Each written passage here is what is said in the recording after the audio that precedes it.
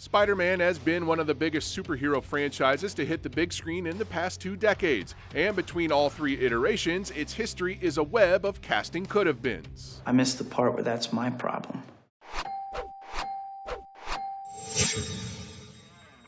Although directors from Roger Corman to James Cameron tried to get a Spider-Man movie off the ground over the years, with Sony and Cameron interested in Leonardo DiCaprio or Edward Furlong starring, it was Sam Raimi who got the green light in the early 2000s.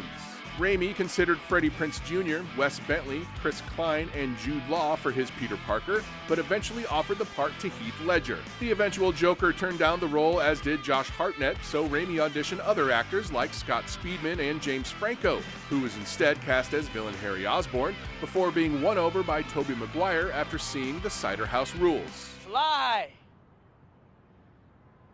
Up, up, and away, Webb! For Mary Jane, Eliza Dushku, Alicia Cuthbert, Alicia Vitt, Mina Suvari, and Tara Reid were considered before the role was offered to Kate Hudson, who turned it down to do The Four Feathers instead. Elizabeth Banks auditioned but was told she was too old and instead cast as Betsy Brandt.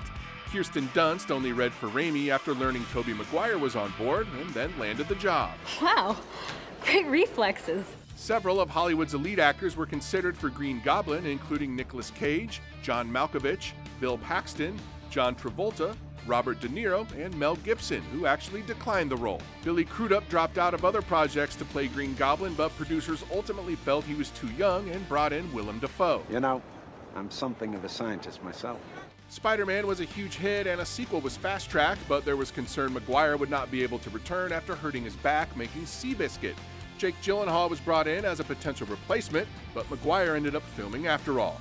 For Spider-Man 2's villain, Dr. Octopus, De Niro was again considered, along with David Duchovny, Liev Schreiber, Sam Neill, Ed Harris, and Chris Cooper. But it was Alfred Molina who earned the role based on his performance in Frida.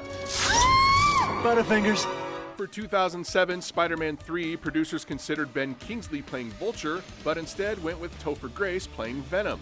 For Gwen Stacy, Alicia Cuthbert was again considered, along with Scarlett Johansson, before it went to Bryce Dallas Howard.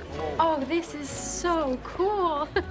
Director Mark Webb came on to reboot the franchise with 2012's The Amazing Spider-Man and met with several actors for the new Peter Parker, including Jamie Bell, Alden Ehrenreich, Anton Yelchin, Frank Delaney, Aaron Taylor Johnson, and Josh Hutcherson.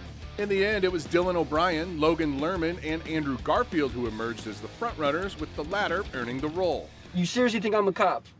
Cop in a skin-tight red and blue suit. You know, you've got a mind of the true scholar, sir.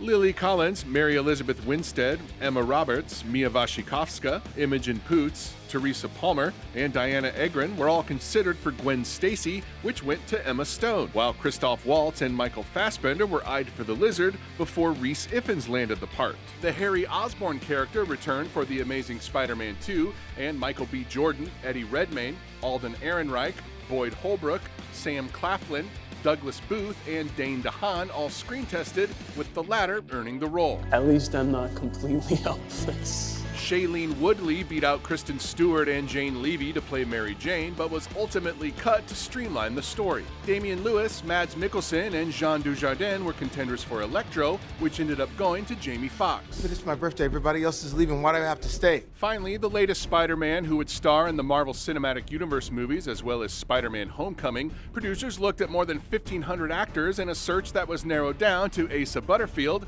Judah Lewis, Matthew Lintz, Charlie Plummer, Charlie Rowe, and Tom Holland. Thanks to his acclaimed performance in The Impossible and the fact that he was a gymnast and dancer, it was Holland who eventually won the part. You're Spider-Boy? Spider-Man.